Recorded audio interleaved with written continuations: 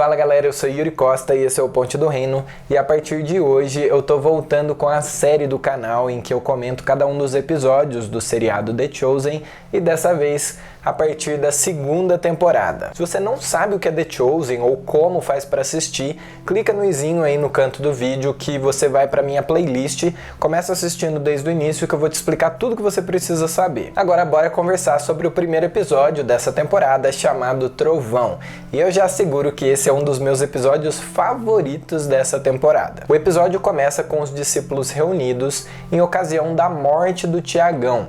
E aí o João resolve coletar o depoimento dos discípulos para escrever aquilo que hoje a gente conhece como o Evangelho de João. Dentre as pessoas com quem João conversa, uma delas é Maria, mãe de Jesus, e eles começam ali a discutir sobre como seria o início do livro. João resolve começar muito antes de Abraão, antes mesmo do Éden, na época em que a terra era sem forma e vazia. E enquanto eles conversavam, caiu uma chuva muito forte e começa a estourar trovões lá fora, e a gente é levado para o passado, para exatamente o ponto em que a primeira temporada havia terminado. Jesus e os discípulos estavam em Sicar, na Samaria, e Tiagão e João haviam recebido uma tarefa específica: arar um campo desconhecido. Era um trabalho difícil, mas eles estavam felizes por realizá-lo, principalmente porque eles podiam evitar os samaritanos da cidade. Somos bons trabalhadores.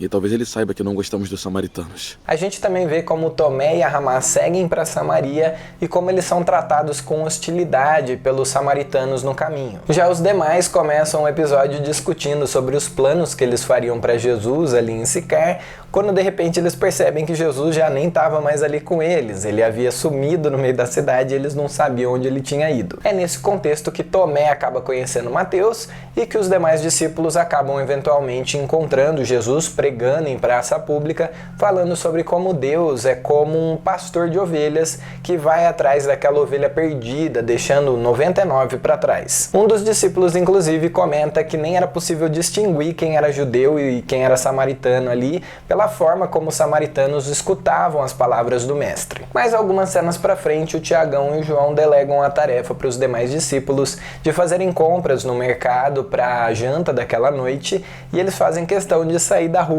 para evitar os samaritanos. Nós vamos sair da rua. Por quê? O maior problema da Samaria. Muitos samaritanos. A Fotina, que é aquela mulher do poço do último episódio da primeira temporada, encontra o Pedro no meio do mercado e manda uma mensagem para Jesus, convidando ele e todos os seus discípulos para ficarem na sua casa naquela noite. Todos eles então saem, mas no fim da tarde, para ir jantar na casa do Malaquias, que era o proprietário daquele campo desconhecido que o Tiagão e o João araram no começo do episódio. No jantar, a esposa do Malaquias faz uma pergunta que todos os discípulos também queriam saber. Quando eu era pequena, o meu pai me disse que o Messias acabaria com a dor e o sofrimento.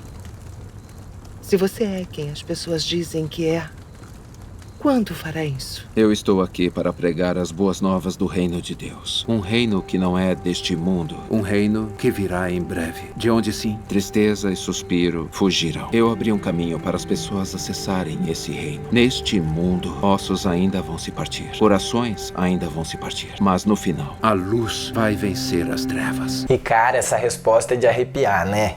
Então, constrangido por toda aquela bondade, o Malaquias acaba confessando, contando a sua história e dizendo como ele havia no passado atacado um judeu no meio da estrada para roubá-lo e tinha deixado ele lá pelado e machucado para morrer no meio do caminho. Ele está se sentindo muito culpado porque ele supõe que o homem realmente tenha morrido, mas Jesus garante para ele que não, que apareceu alguém para resgatá-lo, que é uma clara referência à parábola do bom samaritano. E quando ele fica chocado por Jesus ter ido até ele, o ajudado, mesmo sabendo de toda essa história, Jesus reafirma que Deus o ama e que ele é como um pastor que vai atrás da ovelha perdida, deixando os 99 para trás. Essa cena termina com Jesus de forma muito bem humorada, brincando ali com o Malaquias. Sim, nunca sabemos que tipo de homem pode estar à espreita ao longo da estrada, não é?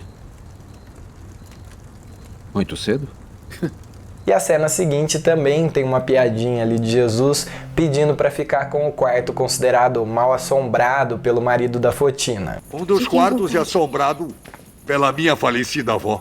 Eu fico com esse. Eu acho isso incrível porque eu amo como The Chosen retrata o bom humor de Jesus. Na manhã seguinte, o Malaquias acorda curado e Jesus acorda consciente de que um milagre aconteceu, como se Deus tivesse ali revelado para ele assim que ele acordou. Jesus toma o seu café com os discípulos, mas logo sai para ficar sozinho. E o que eu acho legal aqui é que ele relaciona o fato de que se o dia dele vai ser muito cheio, então ele precisa de mais tempo para ficar sozinho com o Pai. Enquanto isso, os discípulos continuam ali discutindo, debatendo qual seria a rotina, os planejamentos para Jesus, e Tiagão e João, meio irritados com o andamento dessa conversa, saem para ir falar com Jesus e garantir um planejamento. Quando eles o encontram, eles são agredidos por alguns samaritanos e eles ficam injuriados, mas Jesus os exorta. Então eles não são dignos? E vocês são muito melhores? Vocês são mais dignos? Bom, eu vou dizer uma coisa, vocês não são. Essa é a questão. É por isso que eu estou aqui. Eles se encontram com os demais discípulos e com o sumo sacerdote, que convida Jesus para ler lá na sua sinagoga, e Jesus aceita o convite. E lá a gente tem mais uma cena bem humorada entre Jesus e João. Por favor, não me atormente. Que tal quando Moisés quebrou as tábuas e Jonatas fugindo da mesa do jantar? Sansão derrotando os homens de Ascalão. Ah, espere. Eles não têm esses pergaminhos. Eu entendi. Eu entendi.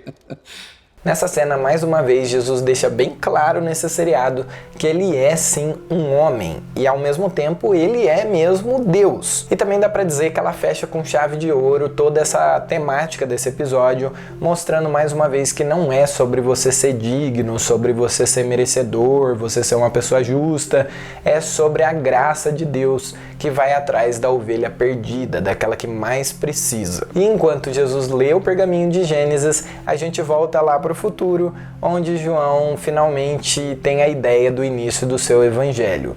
E tudo no episódio acaba se completando de uma forma brilhante. Mais uma vez eu preciso tirar o meu chapéu para os roteiristas porque é sensacional. Tem várias frases e detalhes que ficam marcados na memória nesse episódio, mas que eu nem citei porque se eu fosse fazer isso eu ia ficar aqui um tempão, porque é um episódio muito rico, cheio de referências. Enfim, penso que não haveria espaço na internet toda para todos os vídeos que se gravariam sobre esse episódio. Pegou a referência? Uma ressalva.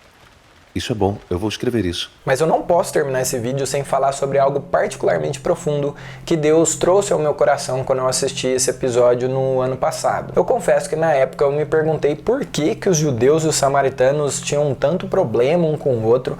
Eu fui dar uma pesquisada e eu percebi que eles tinham conflitos há gerações, desde a época lá dos filhos de Salomão, onde se separou o reino de Judá de Jerusalém. Tinha um monte de histórias de conflitos entre eles desde então, mas ainda assim, como não era algo próximo da minha realidade, eu continuava achando aquilo tudo meio exagerado, sabe?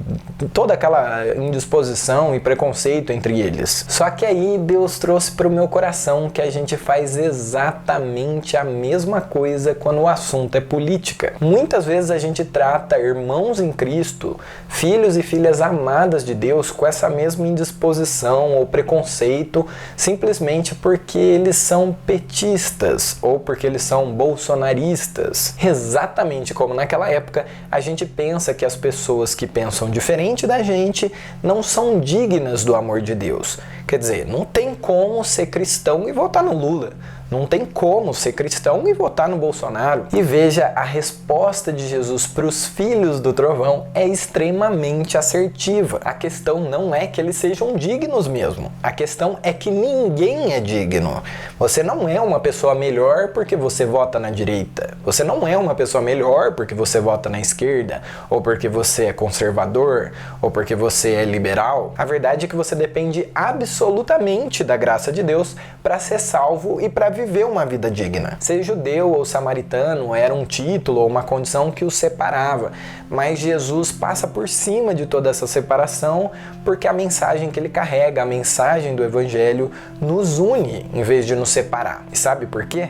Porque a mensagem do evangelho nos leva a abrir mão de todas essas coisas que na verdade não nos definem, não nos identificam. O evangelho põe tudo isso no lixo de forma que nem dá para diferenciar judeu de samaritano quando eles estão ouvindo as palavras do mestre. Então, por favor, meu querido, abre mão desse monte de lixo que esse mundo nos oferece e fica somente, exclusivamente com o Evangelho. O Evangelho é suficiente e dessa forma a gente vai plantar sementes que vão impactar por gerações. Assim eu deixo vocês com o primeiro episódio da segunda temporada de The Chosen e vou te dizer, se você ainda não começou a ver The Chosen, veja, porque todo mundo tem que ver The Chosen.